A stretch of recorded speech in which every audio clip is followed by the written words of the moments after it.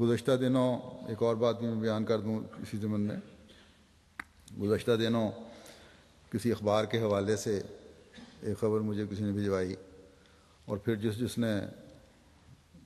وہ پڑھی یا کیلوں میں آئی اس کے انہوں نے فوٹو کاپی نکال کے ان کے پرنٹ نکال کے مجھے بھجوا دی. ایسی خبروں کو احمدیوں کو بھجوانے کا شوق بھی ہے، میرے علم میں لانے کے لیے بھی اور شاید میری رائے پوچھنے کے لیے بھی. اور وہ خبر تھی الطاف حسین صاحب کے حوالے سے، جو ایم کیو ایم کے لیڈر ہیں، کہ انہوں نے احمدیوں کے حق میں کھل کر بیان دیا اور احمدیوں کے ساتھ جو کچھ پاکستان میں ہو رہا ہے ظلم اور زیادتی، اس کی کھلی مذمت کی ہے کہ غلط اقدام کیے جا رہے ہیں، غلط باتیں کی جا رہی ہیں. اس پر شاید جب یہ خبر پہنچی تو کسی اخبار نے، ان کو بڑا شوق ہوتا ہے پریس کے نمائندوں کو سنسنی خیز کرنے کے لیے خبر کو، یہ خبر لگا دی کہ مرزا مسرور احمد اور الطاف حسین کی میٹنگ ہوئی لندن میں اور انہوں نے منصوبہ بندی کی ہے کہ پنجاب میں اور پاکستان میں کس طرح ایم کیو ایم کو فعال کیا جائے. جہاں تک الطاف حسین صاحب کے بیان کا تعلق ہے،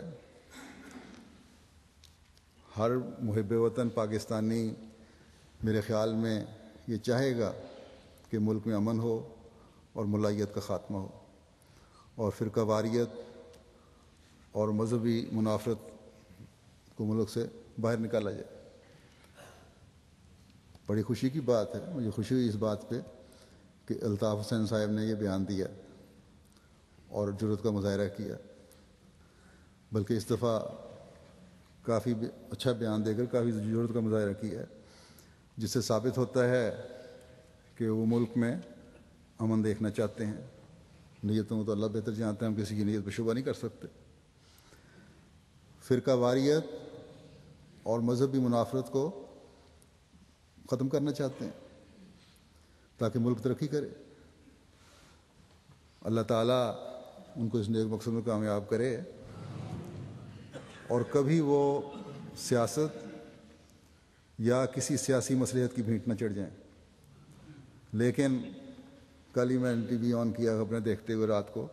تو اس پہ خبر آ رہی تھی کہ ختم نبوت کے علماء کے ساتھ کو جو خطاب کیا اس میں ان کی اب تسلی ہو گئی ہے. جو ان کے تحفظات تھے ختم نبوت والوں کے اس بیان کے بعد وہ دور ہو گئے ہیں. میں نے تفصیل تو نہیں دیکھی کیا تحفظات تھے اور کیا تسلی ہوئی، لیکن بہرحال لگتا ہے کہ کچھ بیان ان کا آیا جس سے مولوی خوش ہو گئے. مولویوں کی حکومت کا تو یہ حال ہے. گزشتہ دنوں اخبار میں وزیر اعظم پاکستان کا یہ بیان تھا کہ میں چاہتا ہوں کہ یہ کام ہو جائے، لیکن علماء سے مجھے ڈر لگتا ہے. یہ وزیر اعظم کا تو یہ حال ہے طاقت کا. جہاں تک میری میٹنگ کا سوال ہے، جیسا کہ میں نے کہا سنسنی پیدا کرنے کے لیے خبریں لگانے والا دن کو بھی خوابیں دیکھتے ہیں. اگر کوئی میٹنگ ہوئی ہوتی تو جس طرح الطاف صاحب بیان دے رہے ہیں شاید یہ بھی بتا دیتے کہ میری میٹنگ ہوئی ہے. ہاں یہ میں ضرور کہوں گا کہ اللہ کرے کہ جو بھی ملک کو بچانے کے لیے ان نفرتوں کی دیواروں کو گرانے کی کوشش کرے، اللہ تعالیٰ اسے کامیاب کرے. ہمیں تو ملک سے محبت ہے، ہم نے اس کے بنانے میں بھی کردار ادا کیا ہے اور اس کے قائم رکھنے کے لیے بھی ہر قربانی کریں گے اور کر رہے ہیں انشاءاللہ. ہر احمدی کو دعا کرتے رہنا چاہیے کہ اللہ تعالیٰ ایسے لیڈر پیدا کرے ملک میں. جہاں تک احمدیوں پر ظلموں کا سوال ہے اور اس کے توڑ کے لیے ہماری کوششیں ہیں، تو ہم نے اپنے معاملات جو ہیں خدا تعالیٰ کے سپرد کیے ہیں. اگر ہم راز و نیاز کرتے ہیں تو اپنے پیارے رب سے اور ہم اس یقین پر قائم ہیں کہ احمدیت کے حق میں جو اسکیم خدا تعالیٰ بنائے گا اور بنا رہا ہے اس کے سامنے تمام انسانی تدبیریں ہیچ ہیں، اور انشاءاللہ تعالیٰ ضرور اور ضرور جماعت احمدیہ کے حق میں پاکستان میں اور تمام اسلامی ممالک میں وہ الہی تقدیر بڑی شان سے ظاہر ہوگی، اور خود بخود روز روشن کی طرح واضح ہو جائے گا کہ حقیقی مسلمان کون ہے اور اسلام کا درد رکھنے والا کون ہے۔ بس میں احمدیوں سے کہوں گا کہ خاص طور پر جو پاکستانی احمدی ہیں، چاہے وہ ملک میں رہ رہے ہیں یا ملک سے باہر ہیں، کہ ملک کے لیے دعا کریں کہ اللہ تعالیٰ ان لوگوں کو عقل دے اور